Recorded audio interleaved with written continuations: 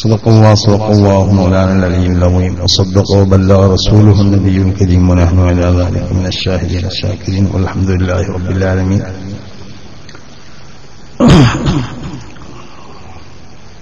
ബഹുമാനമുള്ള അധ്യക്ഷൻ, മറ്റ് വേദിയിൽ ഉപവിഷ്ടരായ മഹത്തുക്കളായ പണ്ഡിതന്മാർ, മറ്റ് നേതാക്കന്മാർ, ഈ മഹത്താവുന്ന സദസ്സിൽ ഇവിടെ സമ്മേളിച്ച സുന്നത്ത് ജമാഅത്തിന്റെ പ്രവർത്തകർ, ബഹുമാനമുള്ളവരെ, എന്തുകൊണ്ടും വളരെ ഒരു വിശുദ്ധമായ ഒരു പരിപാടിയിലാണ് നമ്മളെ സംബന്ധിച്ചിട്ടുള്ളത്. ഒരു വിശുദ്ധമായ സദസ്സിലുമാണ് നമ്മളെ സംബന്ധിച്ചിട്ടുള്ളത്. ഒന്ന്, സമസ്ത കേരള ജംഇയ്യത്തുൽ ഉലമയുടെ പോഷക സംഘടനകളിൽ നിന്ന് ഏറ്റവും പ്രധാനപ്പെട്ടതായ ഒരു സംഘടന തന്നെയാണ് SKSF. ആ SKSFന്റെ ഈ പ്രദേശത്തെ 25ാം വാർഷിക സമ്മേളനത്തിന്റെ സമാപനമാണ്. ഇത് തന്നെയാണ് ഈ വേദിയുടെ ഒരു വിശുദ്ധി. പൂർണ്ണമായി ഒരു ഇലാഹിയായ സംഘടന. ആ ഇലാഹിയായ സംഘടനക്ക് അതിന്റെ ആത്മകൾ പൂർണ്ണമായി അനുസരിച്ചുകൊണ്ട് ആ സംഘടനയെ ശക്തിപ്പെടുത്താൻ വേണ്ടി പ്രവർത്തിക്കുന്ന അതിന്റെ വിദ്യാർത്ഥി വിഭാഗം എന്നുള്ളത്, അതും പൂർണ്ണമായി അള്ളാഹുവിന്റെ റസൂലൊക്കെ ഇഷ്ടപ്പെട്ട ഒരു സംഘടന. അതാണ് ഈ സദസ്സിന്റെ ഒരു പുണ്യം എന്നുള്ളത്. രണ്ടാമത്തെ ഒരു പുണ്യം, അള്ളാഹുവിന്റെ ഔലിയാക്കന്മാരിൽപ്പെട്ട പ്രമുഖനായ ഈ സമസ്ത കേരള ജംഇയ്യത്തുൽ ഉലമ എന്ന് പറഞ്ഞ ഈ മഹത്താവുന്ന പ്രസ്ഥാനത്തിന് നമ്മളെ കയ്യിൽ ഏൽപ്പിച്ചുകൊണ്ടിട്ട് മറ്റൊരു ലോകത്തേക്ക് യാത്ര മഹാനാവുന്ന കണ്ണിയത്ത് ഉസ്താദ് ഖദ്ദസല്ലാഹു സിറഹു അവരെ നാമധേയത്തിലാണ് ഈ വേദി ഇവിടെ ഒരുക്കിയിട്ടുള്ളത്. ഇതാണ് രണ്ടാമത്തെ പ്രത്യേകത ഈ വേദിയിൽ. അല്ലാഹുവിന്റെ ഔലിയാക്കന്മാരിൽപ്പെട്ട വലിയ മഹാനായിരുന്നു ബഹുമാനപ്പെട്ട കണ്ണിയത്ത് ഉസ്താദ്. ഇവിടെ സൂചിപ്പിക്കപ്പെട്ടതുപോലെ സമസ്തന്റെ പിളർപ്പുണ്ടായിരുന്ന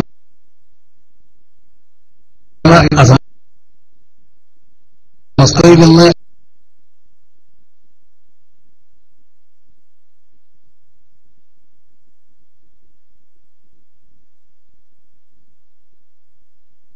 ഏതോ ചില ആളുകളെ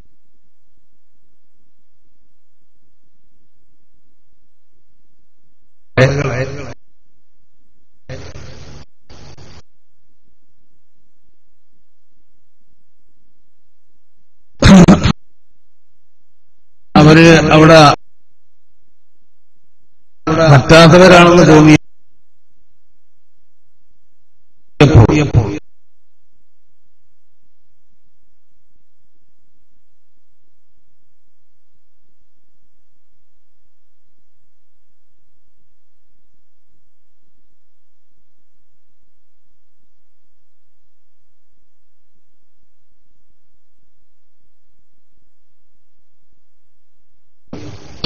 കിട്ടും.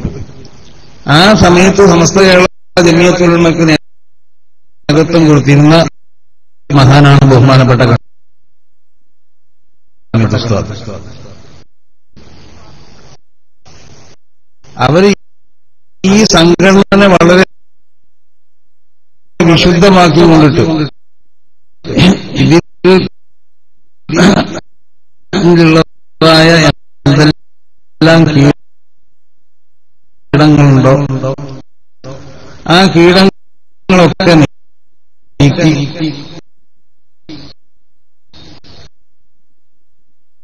അതതിന്റെ പൂർണ്ണമായ പരിശുദ്ധിയോടുകൂടി നമ്മളെ കയ്യിൽ ഏൽപ്പിച്ചത് ബഹുമാനപ്പെട്ട കണ്ണിയത്ത് ഉസ്താദും ബഹുമാനപ്പെട്ട ശൈഖുനാ ശംസുൽ ഉലമ ഖദ്ദസല്ലാഹു സിറഹു അൽ-അസീസ്, ഈ രണ്ട് മഹാന്മാർ.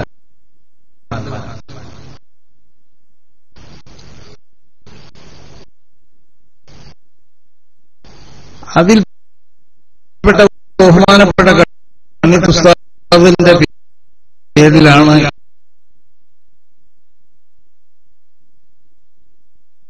സദസ്സ് ഇവിടെ സംഘടിപ്പിച്ചിട്ടുള്ളത്. അതുകൊണ്ടാണ് ഇതിന്റെ രണ്ടാമത്തെ ഒരു പുണ്യം.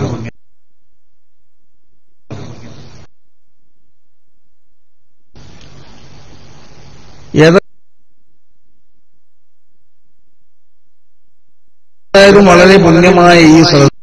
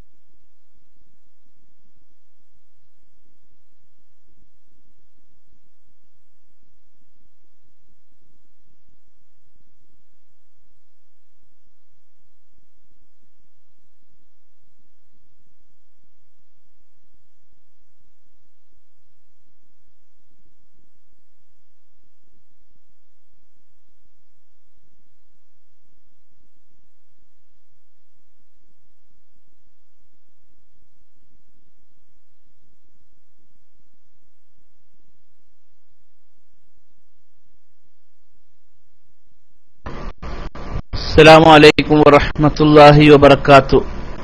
യൂനിസ് ഫൈദല്ല കട്ടുണ്ട്. ഇൻഷാ അല്ലാഹ് നമുക്കൊന്നും കൂടി ശ്രമിക്കാം. ഇല്ലെങ്കിൽ വേറെ ലൈവ് നമുക്ക് വേറെ ഒന്നുണ്ട് കർണാടകത്തിൽ നിന്ന്.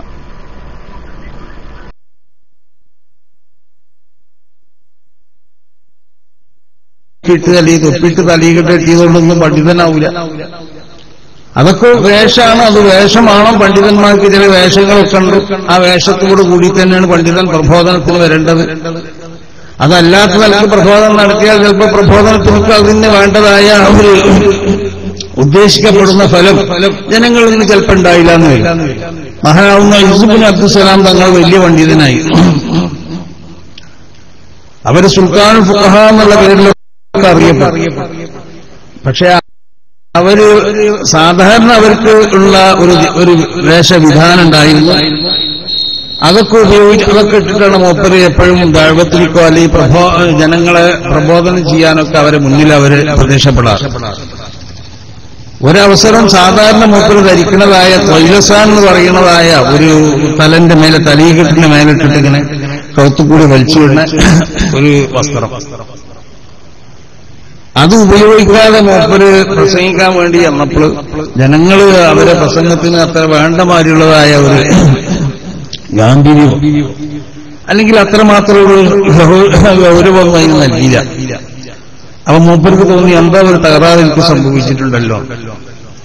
അപ്പോഴാണ് മൂപ്പർക്ക് തോന്നിയത്, ഞാൻ സാധാരണ ഇവരെ പ്രത്യക്ഷപ്പെടുമ്പോൾ ഞങ്ങൾ പണ്ഡിതന്മാർ ധരിക്കുന്നതായ ഒരു വേഷം, ആ വേഷത്ത് ആയിരുന്നു ഞാൻ അവരെ മുന്നിൽ പ്രസംഗത്തിന് വേണ്ടിയും മറ്റും പ്രത്യക്ഷപ്പെടാറ്. ഇപ്പൊ ഞാൻ അതിന് ത്വയ്ലസാൻ എന്ന് പറഞ്ഞ ഈ സാധനം ഉപേക്ഷിച്ച് വെച്ചിട്ടുണ്ട്. അതുകൊണ്ടിട്ടാണ് രണ്ടാമത് വേഗം പോയി മൂപ്പര് അത് അണിഞ്ഞു വന്നിട്ട് പിന്നെ അവരോട് പ്രബോധനം ചെയ്യാൻ തുടങ്ങിയപ്പോൾ ഫംതസലു അവരെ കൽപ്പനകൾക്കൊക്കെ അവരെന്തായി വഴിപ്പെട്ടു. അവർ പറയുന്നത് മുഴുവൻ പൂർണ്ണമായി സ്വീകരിച്ചു. അപ്പൊ ഒരു വേഷം പണ്ഡിതന്മാർക്കുണ്ട്. അത് പ്രാദേശികമായിട്ടോ അല്ലെങ്കിൽ ഓരോ രാജ്യങ്ങൾ തമ്മിലൊക്കെ വ്യത്യാസങ്ങൾ ഉണ്ടാവാം. അത് പണ്ഡിതന്മാർ അപ്പൊ അത് മാത്രം പോരാ. പണ്ഡിതനിക്ക് ഏറ്റവും അവനിലുണ്ടാവേണ്ടത് തഖ്വയാണ്. അതാണ് ഇമാം ഷാഫിഈ തങ്ങൾ പറഞ്ഞത്, ഒരു പണ്ഡിതനെ വിലയിരുത്തേണ്ടത് ആ പണ്ഡിതനിൽ വിലായത്തിന്റെ സ്വഭാവം ഉണ്ടോ, എന്നാൽ അവന്റെ ഇൽമ് മഹാന്മാരാവുന്ന അമ്പിയാക്കന്മാരിൽ നിന്നും അനന്തരമായി കിട്ടിയതായ ഇൽമാണെന്ന് നമുക്ക് തറപ്പിച്ച് പറയാൻ പറ്റുള്ളൂ. ഈ കൂട്ടത്തിൽപ്പെട്ട പണ്ഡിതന്മാരായിരുന്നു സമസ്ത കേരള ജംഇയ്യത്തുൽ ഉലമയുടെ മഹാന്മാരായ നേതാക്കന്മാർ മുഴുവൻ. അപ്പോ അന്ന് പഴയ കാലത്തൊക്കെ ഏതെങ്കിലും ഒരു പ്രദേശത്ത് ഒരു ആലിമുണ്ടായി കഴിഞ്ഞാൽ ആ ആലിന് ഒരു വലിയൊരു സംഘടനയിൽ ഒരു പ്രസ്ഥാനമായിരുന്നു. അപ്പൊ അതൊരു വലിയൊരു പ്രസ്ഥാനമായി കൊണ്ടിട്ട് ആ ആലിമിന്റെ പ്രവർത്തനങ്ങളും അവരെ കാഴ്ചപ്പാടും അവരെ നിർദ്ദേശങ്ങളും അവർക്ക് ജനങ്ങളുള്ളതായ സ്വാധീനമൊക്കെ വലുതായിരുന്നു. അന്ന് ഒരു സംഘടിതമായി പ്രവർത്തിക്കേണ്ടതായ ഒരു ആവശ്യമില്ല. റസൂൽ സ്വല്ലല്ലാഹു അലൈഹി വസല്ലം തങ്ങളുടെ കാലഘട്ടത്തിൽ റസൂൽ സ്വല്ലല്ലാഹു അലൈഹി വസല്ലം തങ്ങൾ ആ ദഅവത്തിലേക്ക് നബി സ്വല്ലല്ലാഹു അലൈഹി വസല്ലം നേതൃത്വം നൽകി. സഹാബത്തൊക്കെ നബിയുടെ ഒപ്പം കൂടി വേണ്ടതൊക്കെ ചെയ്തു കൊടുത്തു. ഒരു സംഘടനാ സ്വഭാവത്തിന്റെ ആവശ്യമില്ല. ആ ഒരു ഗ്രൂപ്പായിരുന്നു മുൻകാലങ്ങളിലൊക്കെ നടന്നുകൊണ്ടിരുന്നത്. പക്ഷെ കാലങ്ങൾ കുറെ കഴിഞ്ഞപ്പോൾ സമസ്തയുള്ള ജമിയത്തുൽ ഉലമ ഇവിടെ രൂപീകരിക്കപ്പെടുന്ന ആ കാലഘട്ടത്തിലൊക്കെ മഹാന്മാരാകുന്ന പണ്ഡിതന്മാർക്ക് അവർക്ക് കശ്മീരിയും അല്ലാതെയും ഒക്കെ മനസ്സിലായി ഇവിടെ ഈ മുസ്ലിം ഉമ്മത്തിന് ഖിയാമത്ത് നാൾ വരെ അവരെ വിശ്വാസം, അവരെ കർമ്മങ്ങളൊക്കെ ബിദ്ഈ പ്രസ്ഥാനങ്ങളിൽ പെടാതെ അല്ലെങ്കിൽ ശൈത്താനിയാവുന്നതായ മറ്റുള്ള സമ്മർദ്ദങ്ങൾക്ക് വഴിപ്പെടാത്ത നബി സല്ലല്ലാഹു അലൈഹി വസല്ലം തങ്ങൾ സഹാബത്തിന് പഠിപ്പിച്ചു കൊടുത്ത ആ വിശുദ്ധമായ ശരീഅത്ത് അഥവാ സമസ്ത കേരള ജമിയത്തുൽ ഉലമ ഇന്നിവിടെ വിഭാവനം ചെയ്യുന്നതായ ഈ ആശയാദർശം ഇത് ഖിയാമത്ത് നാൾ വരെ ഇവിടെ നിലനിർത്തണമെന്നുണ്ടെങ്കിൽ അതിനൊരു സംഘടിതമാവുന്ന സ്വഭാവം ആവശ്യമാണ്. പക്ഷേ ഒരു സുപ്രഭാതത്തിന് പെടുന്നനെ അവര് ഒരു സംഘടനക്ക് രൂപം നൽകുകയല്ല ചെയ്തത്. അവര് ആ സംഘടനക്ക് രൂപം നൽകുമ്പോൾ മഹാന്മാരെ സംബന്ധിച്ചിടത്തോളം അവർക്ക് അതിനെ സംബന്ധിച്ച് ചെയ്യേണ്ടതായ കുറെ കാര്യങ്ങൾ അവർ ഇസ്തിഖാറത്ത് ചെയ്യും. ആളുകൾ അവരെ മശായിഖന്മാർ മുഖേന അവർ ആലോചിച്ച് അവരുമായി ചർച്ച ചെയ്ത് റസൂൽ സല്ലല്ലാഹു അലൈഹി വസല്ലം തങ്ങൾ വരെയുള്ളതായ മശായിഖന്മാരോട് ചർച്ച ചെയ്ത് അവരിൽ നിന്നുള്ള പൂർണ്ണമായ അനുമതി കിട്ടിയതിന്റെ ശേഷം അവരൊക്കെ ഒരു പ്രസ്ഥാനത്തിലേക്ക്, ഒരു ദീനീ പ്രസ്ഥാനത്തിലേക്ക് അവർ തർക്കമിട്ടു. എന്നിട്ടേ ഒരു ശില നൽകുള്ളൂ. അല്ലാതെ ആരെങ്കിലും ഒരു വക്കീലോ അല്ലെങ്കിൽ ഏതെങ്കിലും രണ്ട് മുതലാളിമാരോ അല്ലെങ്കിൽ മറ്റുള്ള ഒപ്പം നിൽക്കുന്ന ഏതെങ്കിലും ചെക്കന്മാരൊക്കെ പറഞ്ഞനുസരിച്ച് നമ്മൾ ഉണ്ടാക്കാന്ന് പറഞ്ഞുണ്ടാക്കുന്ന പ്രസ്ഥാനമല്ല. വിശുദ്ധമാവുന്ന ശരീഅത്തിന്റെ സംരക്ഷണത്തിന് വേണ്ടി ഇവിടെ നമ്മൾ ഉണ്ടാക്കേണ്ട പ്രസ്ഥാനമുള്ളത്. ഇതുകൊണ്ടാണ് വരക്കൽ മുല്ലക്കോയ തങ്ങളുമൊക്കെ പറഞ്ഞാലും അവര് ഇവിടെ ആരോ ചിലര് ബ്രിട്ടീഷുകാരെ ചാരണമെന്നോ ഷിയാണെന്നൊക്കെ പറയുന്നുണ്ടല്ലോ. അപ്പൊ കൊണ്ടുകൂട്ടിയിലൊക്കെ വന്ന് നേതൃത്വം പ്രസംഗിച്ചു പോയി എന്ന് പറഞ്ഞു. അപ്പൊ അവര് ബ്രിട്ടീഷുകാരെ ചാരന്മാരോ അല്ലെങ്കിൽ അവര് ഷിയാക്കളൊന്നുമല്ല. ഷിയാക്കളാണ് തങ്ങളെ പറ്റി ഷിയാന്ന് പറയാം. ഈ ആലുവ ശരീരത്തിന്റെ ഷെയ്ഖ് അയാളോട് സമസ്തയുള്ള ജമിയത്തുൽ ഉലമ നേതാക്കന്മാർ നൂറ്റിച്ചില്ലാന ചോദ്യം ചോദിച്ചു. ഒറ്റ ചോദ്യത്തിന് മറുപടി തന്നത് ഇതുവരെ മറുപടി തന്നില്ല. നൂറ്റിച്ചില്ലാന ചോദ്യം ചോദിച്ചിട്ട് നല്ല എനിക്ക് ചോദിച്ചതാണ്. ഒന്നിനും പറയണമെങ്കിൽ വിവരം വേണ്ടേ? ഒന്നിനും ഇതുവരെ മറുപടി പറഞ്ഞിട്ടില്ല. ഒക്കെ അതിന്റെ 2 ദിവസം കഴിഞ്ഞ് പറയാം, 3 ദിവസം കഴിഞ്ഞ് പറയാം, പല പ്രാവശ്യം ചോദിച്ചു ഒരു മറുപടി. പിന്നെ അയാളെ ഷെയ്ഖിന്റെ ശേഷം അങ്ങനെ നമ്മൾ പരിശോധിച്ചു ഇയാൾ ഷിയാക്കളാണുള്ളത്. അപ്പൊ ഷിയാക്കളാവുന്ന ഷിയാക്കളന്മാരും അശായിഖന്മാരായ ആളുകളാണ് വരക്കൽ മുല്ലക്കോയ തങ്ങളെ പറ്റി ഷിയാന്നുള്ള ആരോപണം. വരക്കൽ മുല്ലക്കോയ തങ്ങൾ ഷിയല്ല. അതിതുവരെ നമുക്കറിയുന്ന വളരെ തുറന്ന പുസ്തകമല്ലേ അവരെ ചരിത്രമുള്ളത്. അവർ അല്ലാഹുവിന്റെ ഔലിയാക്കന്മാരിൽപ്പെട്ട വലിയ മഹാനാണ്. എത്രത്തോളം ബഹുമാനപ്പെട്ട ശൈഖുനാ ശംസുലുമായി ഖദ്ദസല്ലാഹു സിറഹുൽ അസീസ് തങ്ങളെ പറ്റി പറയുന്നത്. മൂപ്പര് ഖുതുബീങ്ങളിൽപ്പെട്ടതായ വലിയ മഹാനാണ്. പക്ഷെ ഖുതുബീങ്ങൾ പല ജാതിയുണ്ട്. ആ ജാതിയിൽപ്പെട്ട ഏത് ജാതിയാണെന്നുള്ളത് ഇപ്പൊ ഞാൻ പറഞ്ഞില്ല. ഖുതുബുൽ സമാനുണ്ടാവും, പിന്നെ അതുപോലെ തന്നെ ഖുതുബുൽ ഖറിയ ഉണ്ടാവും, ഖുതുബുൽ അഖ്താബ് ഉണ്ടാവും. അങ്ങനെ പല വിഭാഗങ്ങളായിരിക്കും. പക്ഷെ അതിൽപ്പെട്ട ഏത് വിഭാഗത്തിൽപ്പെട്ട ആളാണെന്നുള്ളത് ഞാൻ പറയുന്നില്ല എന്ന് പറഞ്ഞ് മാത്രം എപ്പോഴും പറയുന്നുണ്ട് ഖുതുബീങ്ങളിൽപ്പെട്ട മഹാനാണ്. അപ്പൊ ഖുതുബീങ്ങളിൽപ്പെട്ട മഹാനാവുന്ന വരക്കൽ മുല്ലക്കോയ തങ്ങൾ ഈ ഖിയാമത്ത് നാൾ വരെ ഇവിടെ ഉണ്ടാവുന്നതായ സർവ്വ തത്വറാത്തുകൾ, സർവ്വ ഈ ഭൂമിയിലുണ്ടാവുന്ന സർവ്വ പരിവർത്തനങ്ങളും അത് ശരിക്ക് നോക്കി അവർ മനസ്സിലാക്കിയിട്ടുണ്ട്. ഈ ഖിയാമത്ത് നാൾ വരെ ഇവിടെ എന്തൊക്കെ സംഭവിക്കുന്നത് അത് മനസ്സിലാക്കേണ്ട രേഖയിൽ കൂടി അവർ മനസ്സിലാക്കിയപ്പോൾ അവർക്ക് തന്നെ തോന്നി ഒരു സംഘടന ഇവിടെ വേണം, സംഘടന സ്വഭാവം. എന്നാലേ ഈ വിശുദ്ധമാകുന്ന ശരീഅത്തിനെ മുൻകഴിഞ്ഞ കാലത്തുണ്ടായിരുന്ന പണ്ഡിതന്മാർക്കുള്ളതായ ആ ഒരു പിന്നെ അവരെ ഒരു തത്വയും അവർക്കുള്ളതായ ഒരു ആജ്ഞാശക്തിയും അവർക്ക് ജനങ്ങളുണ്ടായിരുന്നതായ ഒരു അഹിബത്തൊക്കെണ്ടല്ലോ ഈ പിന്നീടുള്ള കാലഘട്ടത്തിൽ കുറവായി. അപ്പൊ അതുകൊണ്ട് സംഘടനാ സ്വഭാവത്തിന് ജനങ്ങളെ നയിക്കാനേ പറ്റുള്ളൂ. അതുകൊണ്ടാണ് സമസ്ത കേരള ജമിയത്തുൽ ഉലമ രൂപീകരിക്കുമ്പോൾ അവരെ ശൈഖന്മാർ തുടങ്ങി റസൂലുള്ളാഹി സ്വല്ലല്ലാഹു അലൈഹി വസല്ലമ തങ്ങളിലേക്ക് എത്തുന്ന ആ ശൃംഖലയോട് മുഴുവനും അന്വേഷിച്ചു അവരോട് മുശാവറ ചെയ്തതിന്റെ ശേഷമാണ് സമസ്ത കേരള ജമിയത്തുൽ ഉലമ എന്ന് പറഞ്ഞ ഈ മഹത്താവുന്ന പ്രസ്ഥാനത്തിന് ഇവിടെ ആ അർശനം നൽകുന്നത്. അതുകൊണ്ട് തന്നെയാണ് ഈ പ്രസ്ഥാനത്തിനുണ്ടല്ലോ ഇത് ഖിയാമത്ത് നാൾ വരെ ഇതിന്റെ എല്ലാ പ്രൗഢിയോടും കൂടി ഇവിടെ നൽകണം, യാതൊരു സംശയം. ഇതിനെ എതിർക്കാൻ വേണ്ടി ആര് പ്രവർത്തിച്ചാൽ ആ പ്രവർത്തനത്തിന് അല്ലാഹു സുബ്ഹാനഹു വ തആല അതിനെന്താവും അറിയാം, ആ പ്രവർത്തനം മുഴുവനും അല്ലാഹു തരിക്കണം, യാതൊരു സംശയം. കാരണം വളരെ നല്ല നീയത്തോടുകൂടി സ്ഥാപിക്കപ്പെട്ടതായ പ്രസ്ഥാനമാണ്. ഇതിന്റെ ഓരോ ശാഖകൾ ഓരോ ഉപസംഘടനകളും അങ്ങനെ സുന്നി മഹല്ലി ഫെഡറേഷൻ ആണെങ്കിലും സുന്നി യുവജന സംഘമാണെങ്കിൽ സമസ്ത കേരള സുന്നി സ്റ്റുഡന്റ് ഫെഡറേഷൻ ആണെങ്കിലും അതുപോലെ തന്നെ സുന്നി ബാലവേദി ഇതെല്ലാം നമ്മളെ എല്ലാ സംഘടനകളും ഇതൊക്കെ ഒരു നല്ല നീയത്തിന്റെ മേൽ സ്ഥാപിക്കപ്പെട്ടതായ മഹാന്മാരാവുന്നതായ അല്ലാഹുവിന്റെ ഔലിയാക്കന്മാരാവുന്ന നമ്മളെ മഹാപണ്ഡിതന്മാർ ബഹുമാനപ്പെട്ട കണ്ണീർ പ്രസാദിനെ ബഹുമാനപ്പെട്ട ശൈഖുനാ ശംസുൽ പോലെ അങ്ങനത്തെ മഹാന്മാർ അവരെ മുഖാമികൾ അവർക്കൊക്കെയുള്ളതായ പൂർണ്ണ ആശീർവാദത്തോടുകൂടി സ്ഥാപിക്കപ്പെട്ട സംഘടനകളായതുകൊണ്ട് നമ്മളെ ഈ സംഘടനന്റെ ഈ വിശുദ്ധി ഈ സംഘടനക്കുള്ളതായ ഈ പവറൊക്കെ എന്നും ഇവിടെ നിലനിൽക്കും. ഈ സംഘടനക്ക് ജനങ്ങളുടെ ഇടയിലുള്ളതായ ഒരു വിശ്വാസവും ജനങ്ങൾക്കുള്ളതായ അംഗീകാരമൊന്നും ആർക്കും തകർക്കാൻ സാധ്യമല്ല, ഒരു കുട്ടിക്കും തകർക്കാൻ സാധ്യമല്ല. ആരെങ്ങനെ പ്രവർത്തിച്ചാലും ഈ സംഘടനയെ സംബന്ധിച്ച് ജനങ്ങൾക്കുള്ള അവരെ ഹൃദയത്തിലുള്ള വിശ്വാസം ഉണ്ടല്ലോ, ജനങ്ങൾ അവരെ ഹൃദയത്തിൽ ഈ സംഘടനയെ അവരുണ്ടായി കുടിയിരുത്തി ഈ സംഘടനക്ക് ഒരു പോർവ് വെക്കാതെ ജനങ്ങൾ എന്താവും ഈ സംഘടന അവർ സൂക്ഷിച്ചുകൊണ്ടേ പോകും. അങ്ങനെ ഖിയാമത്ത് നാൾ വരെ അതിനെ സംരക്ഷിക്കുന്നതായ ഒരു വിഭാഗമുണ്ടാവും, യാതൊരു സംശയമില്ല. അവര് ആണ് ഇവിടുത്തെ ഭൂരിപക്ഷം മുസ്ലിങ്ങൾ. ഈ സംഘടനയുടെ പിന്നിലാണ് ഇവിടുത്തെ 99.3% തന്നെ പറയാം ഇവിടുത്തെ മുസ്ലിങ്ങളോ. നമ്മൾ ഈ കേരളത്തിലുള്ളതായ മുസ്ലിങ്ങൾ നമ്മൾ പരിശോധിച്ച് നോക്കിയാൽ മഹല്ലുകളൊക്കെ നമ്മളെ കയ്യിൽ തന്നെയാണ്. അധിക മഹല്ലുകളും അവ ഒന്നോ രണ്ടോ വിരലുണ്ടാവുന്ന മഹല്ലുകളെ ഉണ്ടാവുള്ളൂ.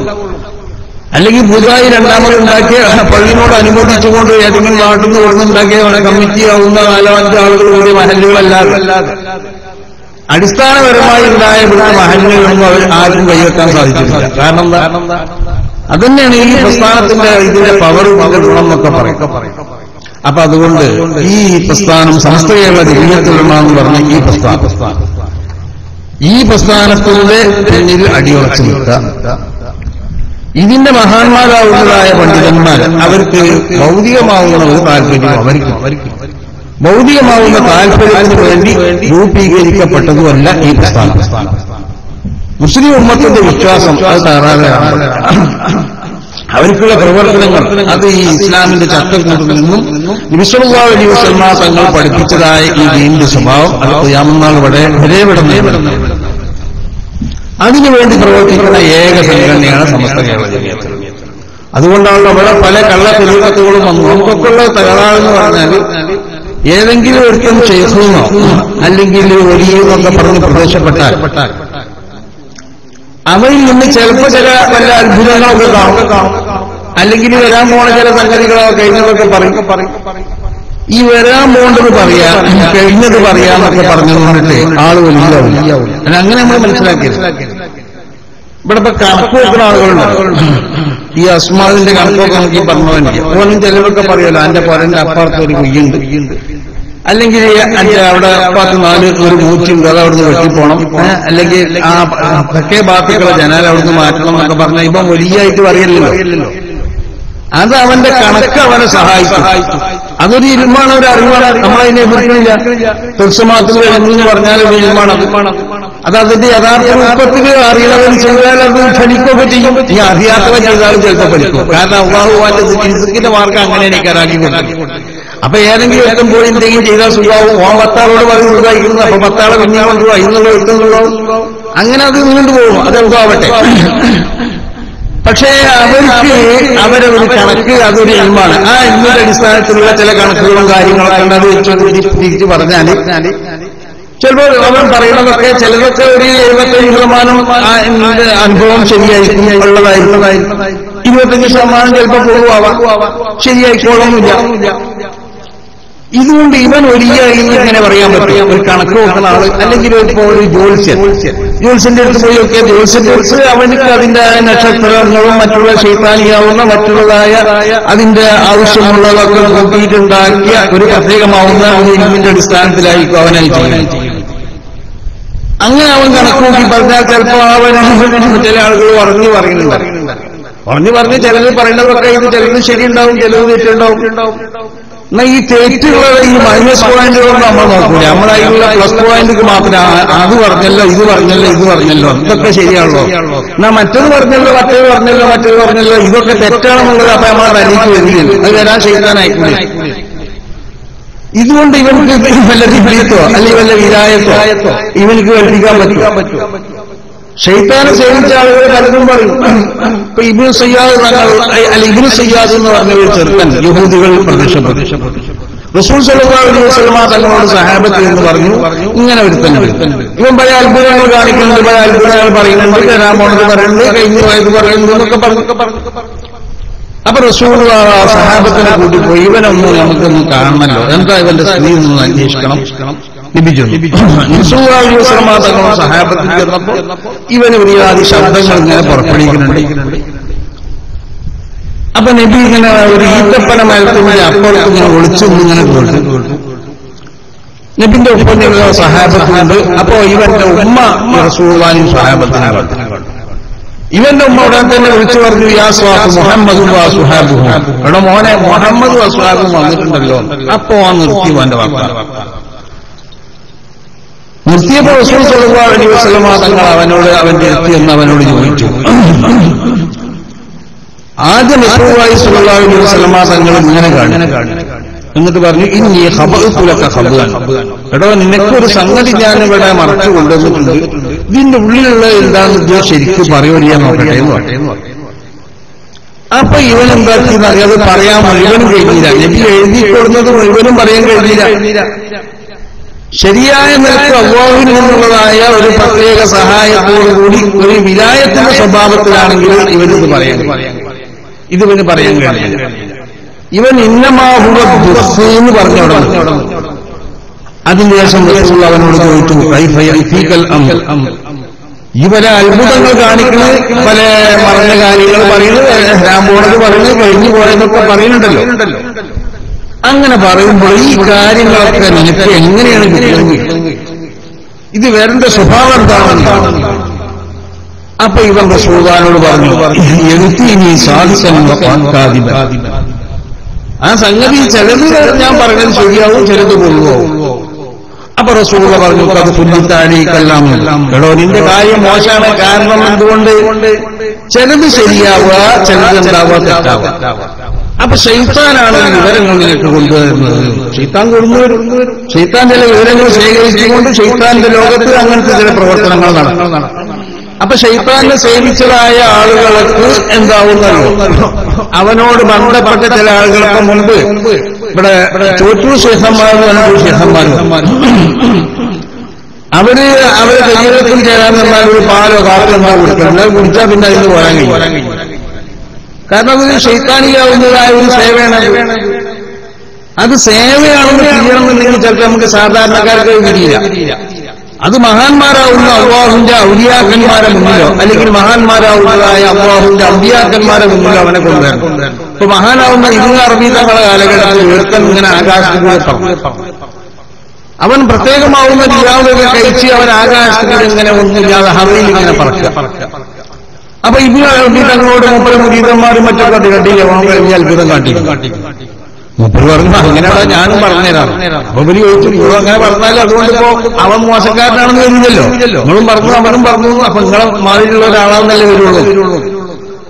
അപ്പൊ ഇബ്നു അറബി തങ്ങൾ പറഞ്ഞു, അവനത് പിന്നെ പ്രത്യേക റിയാവിന്റെയും ശൈത്താനിയാവുന്ന സഹായത്തിന്റെ ഒക്കെ അടിസ്ഥാനത്തിലാണ് അവൻ ആ പറയുന്നത്. അതാണെന്നുള്ളത് ഞാൻ നിങ്ങൾക്ക് മനസ്സിലാക്കി തരാമെന്ന് പറഞ്ഞിട്ട് മൂപ്പരെ ചെരുപ്പെടുത്തിക്കാണ്ട് ഒരു പറഞ്ഞപ്പോ പിന്നെ ഇവരറിഞ്ഞങ്ങൾ അതേമാതിരി മൂപ്പര് പറഞ്ഞിട്ട് ഇവനോടൊന്ന് എറിഞ്ഞു തള്ളിടാൻ പറ്റുമെന്ന് വെച്ചു. ഇവനെ എറിഞ്ഞു തള്ളിടാൻ കഴിയില്ല. ഇതാണ് യഥാർത്ഥ വിലായത്തിന് അപ്പൊ നുബൂവത്തിന്റെ മുന്നിലും വിലായത്തിന്റെ മുന്നിലും ഇങ്ങനത്തെ കള്ളന്മാർക്ക് ഒരിക്കലും പ്രത്യക്ഷപ്പെടാൻ കഴിയില്ല. ഇനി അവർ പ്രത്യക്ഷപ്പെട്ടാൽ തന്നെ അല്ലെങ്കിൽ അവർ കാണിക്കുന്നതായ എന്തെങ്കിലും പേക്കൂട്ടുകൾ അതിൽ മൗജൂദത്തുന്ന കറാമത്തുകൾ പറയാൻ പറ്റില്ല. ശൈത്താനിയായ സഹായത്തോടുകൂടി അവർ ചെയ്യുന്നത് മഹാന്മാർക്ക് അതിനെ പരാജയപ്പെടുത്താൻ പറ്റും. അപ്പൊ എന്തെങ്കിലും ഒരുത്തൻ ഏതെങ്കിലും ഒന്ന് പറഞ്ഞു, അത് പറഞ്ഞത് എന്താണ്, അത് നിന്റെ അനുഭവ ജീവിതത്തിലുള്ളതാണല്ലോ, എനിക്കത് ശരി തന്നെയാണ്, അല്ലെങ്കിൽ എനിക്കിങ്ങനെ മുമ്പിൽ ഇങ്ങനെ സ്വക്കുണ്ടായിരുന്നു അയാൾ പറഞ്ഞു. സ്വക്കുണ്ടായിരുന്നു ചിലപ്പോൾ അയാൾക്ക് പറയാൻ കഴിയും. ഇവന്റെ കൂടെയുള്ള ശൈത്താനുണ്ടല്ലോ, അതാ ഇവനോട് പറഞ്ഞു കൊടുക്കും, ഇവന്റെ കൂടെയുള്ള ശൈത്താനോട് പറഞ്ഞു കൊടുക്കും. അപ്പൊ പറയും. അപ്പൊ ശൈത്താനിയാവുന്നതായ സമ്മർദ്ദങ്ങൾ ഉപയോഗിച്ചുകൊണ്ട് അല്ലെങ്കിൽ ശൈത്താനിയാവുന്ന സേവകൾ ഉപയോഗിച്ചുകൊണ്ട് അങ്ങനെ പലർക്കും പറയാൻ കഴിയും. ഇതുകൊണ്ട് അവന്റെ പിന്നിൽ അവന് വലിയാണ്, മറ്റതാണ്, മറിച്ചതാണെന്ന് പറഞ്ഞ് ഓടാൻ പറ്റില്ല. അപ്പൊ ഷേഖ് എന്നൊക്കെ പറഞ്ഞാൽ ഇപ്പൊ ഇവിടെ ഈ കാണുന്നതൊന്നും നമ്മൾ ഈ മുറബി എന്നൊന്നും ഒന്നുമല്ല. ഇതൊക്കെ കള്ളന്മാരാണ് ഈ ആലുവ അബുദാശ പോലത്തൊക്കെ. അല്ലാതെ നമ്മളിവിടെ പലരും ഷേഖ് എന്ന് പറഞ്ഞുകൊണ്ട് അതൊന്നും മുറബിയായ ഷേഖന്മാരല്ല. ഇതിലൊക്കെ അവരോടൊക്കെ വല്ല ടിക്കറ്റുകളൊക്കെ വാങ്ങാനോ അല്ലെങ്കിൽ അങ്ങനത്തെ ഇജാസത്തൊക്കെ വാങ്ങാൻ പറ്റുന്നവരായി. മുറബിയായ ഷേഖ് എന്ന് പറഞ്ഞാൽ അതിനൊക്കെ ഒരുപാട് നിബന്ധനകളും ഒരുപാട് കാര്യങ്ങളൊക്കെ ഉണ്ട്. അവരെ മുരീദന്മാരെ അവരെ കണ്ണതെപ്പോഴും എന്ന് പറഞ്ഞില്ലേ, മനുഷ്യന്മാരെ ശരീരത്തിൽ അല്ലാഹു സുബ്ഹാനഹു വ തആല അവരെ സംബന്ധിച്ച് രേഖപ്പെടുത്തിയ രേഖകളുണ്ടാവും. ആ രേഖയിലേക്കായിരിക്കും മഹാന്മാരാവുന്ന മുറബിയായ മശായിഖന്മാർ നോക്കുക. എന്നിട്ട് അവരെ തർബിയത്ത് ചെയ്യാം. മുദീശിതങ്ങൾ അതായി അവരെ മുരീദന്മാരെ ശരീരത്തിൽ അല്ലാഹു രേഖപ്പെടുത്തിയ രേഖ നോക്കി അവരെ തർബിയത്ത് ചെയ്യും. ഇങ്ങനെ തർബിയത്ത് ചെയ്യാൻ കഴിയണം, അവനാണ് ശേഖ്. ഈ ലോകത്തിന്റെ ഏത് ഭാഗത്താണെങ്കിലും ഈ എവിടെ ഒളിച്ചിരുന്നാലും പിന്നെ കാണാൻ എന്റെ ശേഖനിക്ക് കഴിയണം. അതിന് കഴിവുണ്ടാവുന്നത് ആദ്യം പരിശോധിക്കുക. ഈ പറയുന്നവനൊക്കെ അവനാണ് യഥാർത്ഥത്തിൽ ശേഖ് എന്ന് പറയുന്നത്. പിന്നെ മരിക്കുമ്പോ ചിരിച്ചു മരിച്ചാല് വിളിച്ചു മരിക്കാനൊക്കെ എന്ന് പറഞ്ഞാൽ വല്ല രാഷ്ട്രീയ പാർട്ടികളെ പരിപാടി വായിക്കാണ്. ഇവിടെ ഒന്നായിട്ട് വല്ല ബോട്ടിന് ആളെ കൊണ്ടുപോകണം വായിക്കുന്നു. ഈ 2 ദിവസം മുമ്പ് കൊണ്ടോട്ടിക്ക് ആളങ്ങനെ 4-5 ജീപ്പുകളും വാഹനങ്ങളൊക്കെ നടന്നിട്ട് നല്ല ശരീരത്താണ് ഇങ്ങനെ വലിച്ചുകൊണ്ടോണ്ട ആവശ്യമില്ല. അതിലേക്കൊക്കെ ആളുകളോട് വരൂലേ, നല്ല ശരീരത്തോട് നന്നായിട്ട് ഇങ്ങനെ പ്രചരണം നടത്തിക്കൊണ്ട് അവിടെയും ഇവിടെ ഇങ്ങനെ ഓടേണ്ട ആവശ്യമില്ലല്ലോ. അപ്പൊ തന്നെ മനസ്സിലാക്കുക ഇതൊക്കെ ശൈത്താനിയാവുന്ന തെരീഖത്തുകളാണ്. അപ്പൊ ഇങ്ങനത്തെ കള്ള തെരീഖത്തുകളിലൊന്നും പോയി കൂടേണ്ട ആവശ്യമില്ല. നമുക്ക് പിൻപറ്റാൻ സമസ്ത കേരള ജമിയത്തുൽ ഉലമ അവിടെ ഉണ്ട്. സമസ്ത കേരള ജമിയത്തുൽ ഉലമയുടെ മഹാന്മാരാകുന്ന ഉസ്താദന്മാർ അവരൊക്കെ നിർദ്ദേശിക്കുന്ന ദിക്റുകളും സ്വലാത്തുകളും ഒക്കെ ചില്ല, അല്ലെങ്കിൽ സമസ്ത അംഗീകരിക്കുന്നതായ ഇവിടെ ദിക്റ് കൊടുക്കുന്നതായ പല മഹാന്മാരും ഉണ്ടല്ലോ. അവരൊക്കെ മുറബിയായ ശേഖരങ്ങൾ നമ്മൾ പറയുന്നില്ല, അവരോടൊക്കെ ദിക്റ് വാങ്ങാൻ പറ്റിയ പലരും. അപ്പൊ പിന്നെ വെറുതെ ഒരാൾക്ക് ഇല്ലാത്തൊരു പേരുണ്ടല്ലോ. ഇപ്പൊ നമുക്ക് ഒരുപാട് തയ്യാറാണ് വെറുതെ പേര് എന്താക്കാൻ ഒരാളുടെ പേരിന്റെ മുമ്പ് അയാള് തന്നെ ആലോചിച്ചിട്ടുണ്ടാവില്ല അയാൾ വലിയവായി പിന്നെ ഇയാൾക്ക് ആൾക്കാരൊക്കെ വലിയ എന്നാണ് ഇതിനെ പറ്റി പറയണത്. ഞാനിപ്പോ ഇങ്ങനെ വലിയ അല്ലാതാകുക, ഇങ്ങനെ വെറുതെ വലിയ ഇങ്ങനെ ആവശ്യമില്ലാത്ത പേരുകളുണ്ടല്ലോ. ആരെ പറ്റി നമ്മൾ വെറുതെ ആവശ്യമില്ലാത്ത ഒരു പേര് കൊടുക്കോ അല്ലെങ്കിൽ ആവശ്യമില്ലാത്ത വാർത്ത അത് പാടില്ല. അർഹതപ്പെട്ടതുണ്ടെങ്കിൽ പറഞ്ഞോളൂ, അർഹതപ്പെടാത്തത് ഒരാളെ പറ്റി വെറുതെ പറയേണ്ട ആവശ്യമില്ലല്ലോ. അപ്പൊ പേര് എഴുതുമ്പോൾ അതിന്റെ ഇങ്ങനെ പാർത്ത് ആവശ്യമില്ലാത്ത പലതും എഴുതി എന്നിട്ട് ജനങ്ങളിടയിൽ വലിയ അല്ലാത്തവരെ സംബന്ധിച്ച് വലിയാണെന്നുള്ള വിശ്വാസം സൂഫി വരി എന്ന് പറയാം. സൂഫികളല്ലാത്ത സൂഫി വരി എന്നൊക്കെ പറഞ്ഞാൽ ഒരാൾ സൂഫി എന്നൊക്കെ പറഞ്ഞിട്ടാണെങ്കിൽ ശരീരത്തിന്റെ ശരിയായ റൂട്ടിൽ കൂടി അവൻ സഞ്ചരിക്കണ്ടേ. എല്ലാം അവന്റെ ഓരോ സഞ്ചാരവും ശരീരത്തിന്റെ ശരിയായ റൂട്ടിൽ കൂടി ആവണം. അതാണ് തെരീഖത്തെന്ന് പറയുന്നത്. അപ്പൊ വെറുതെ ആവശ്യമില്ലാത്ത പേര് പറഞ്ഞ് വെറുതെ ആളുകളെ കേൾക്കുന്ന പണിയുണ്ടല്ലോ, ആ പണിക്ക് നമ്മൾ മുഖ്യം. അപ്പൊ ഏതായാലും സമസ്ത കേരള ജമിയത്തുൽ ഉലമയുടെ നിർദ്ദേശങ്ങൾ പൂർണ്ണമായും കൊണ്ട് സമസ്ത കേരള ജമിയത്തുൽ ഉലമയുടെ ഈ ഉപസംഘടനകൾക്കൊക്കെ എല്ലാ നിലയിലുള്ള സഹായ സഹകരണങ്ങൾ ചെയ്ത് അതിന്റെ പ്രവർത്തനങ്ങളിലൊക്കെ ഭാഗവത്തായി അതിന്റെ മഹാന്മാരാവുന്നതായ പണ്ഡിതന്മാർക്കുള്ള നിർദ്ദേശങ്ങൾ അവര് കൽപ്പിക്കുന്നതായ ദിക്റുകൾ അല്ലെങ്കിൽ അവര് തെറ്റില്ല എന്ന് പറയുന്ന ആളുകൾ കൊടുക്കുന്ന ദിക്റുകൾ ഉണ്ടെങ്കിൽ ആ ദിക്റുകളൊക്കെ ചെയ്ത് നടന്നാൽ മതി. അങ്ങനെ അതനുസരിച്ച് ഇങ്ങനെ ജീവിച്ചു പോയാൽ തന്നെ ഇവരുണ്ടല്ലോ സമസ്ത കേരള ജമിയത്തുൽ ഉലമയുടെ മഹാന്മാരായ നേതാക്കന്മാർ ബഹുമാനപ്പെട്ട ശൈഖുനാ ശംസുൽ ഉലമയെ പോലുള്ളവരൊക്കെ അവരൊക്കെ നമ്മളെ കൈ പിടിച്ചിട്ട് അത് എത്തിച്ചെടുത്ത് എത്തിക്കും നാളെ. അത് സ്വർഗത്തിലേക്ക് കൈ പിടിച്ച് കയറ്റാൻ പറ്റിയ ആളുകളിൽപ്പെട്ട ആളെ തന്നെയാണ് ബഹുമാനപ്പെട്ട നമുക്ക് യാതൊരു സംശയമില്ല. അപ്പൊ അങ്ങനത്തെ ആ മഹാന്മാരുടെ നിർദ്ദേശങ്ങളൊക്കെ പൂർണ്ണമായും കൊണ്ട് ഈ പ്രസ്ഥാനത്തിന് വേണ്ടി എന്തെല്ലാം നമുക്ക് ചെയ്യാൻ കഴിയുമോ അതൊക്കെ ചെയ്തു. ഈ സംസ്ഥാനത്തിന് പിന്നിൽ മാത്രം അടിയുറച്ചു നിന്ന് മറ്റങ്ങോട്ട് കള്ള തെയ്യത്തിലേക്ക് പോണ്ട, ഈ പ്രസ്ഥാനങ്ങളുടെ ഒരു പാടുണ്ട്, അതിലേക്കൊന്നും പോണ്ട. സമസ്തനെ എതിർക്കണ കുറെ പ്രസ്ഥാനങ്ങളുണ്ട്. അപ്പൊ അതിലേക്കൊന്നും പോവാതെ സമസ്തന്റെ മുന്നിൽ മാത്രം അടി കുറച്ച് നിന്നുകൊണ്ട് ഈ പ്രസ്ഥാനത്തിന് വേണ്ടി ഖിദ്മത്ത് ചെയ്യാൻ വേണ്ടി ഓരോരുത്തരും തയ്യാറാവണം. അല്ലാഹു സുബ്ഹാനഹു വ തആല തൗഫീഖ് നൽകട്ടെ എന്ന് ദുആ ചെയ്തുകൊണ്ട് ഞാൻ ഉപസംഹരിക്കുന്നു. ഈ യോഗം ഉദ്ഘാടനം പ്രഖ്യാപിക്കുന്നു. അസ്സലാമു അലൈക്കും വറഹ്മത്തുള്ളാഹി. ഞാനീ പോകണം.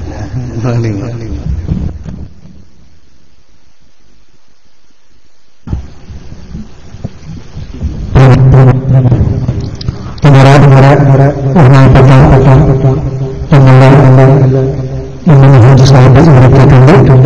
അതുപോലെ നമ്മുടെ മുഖ്യ ഭാഷണം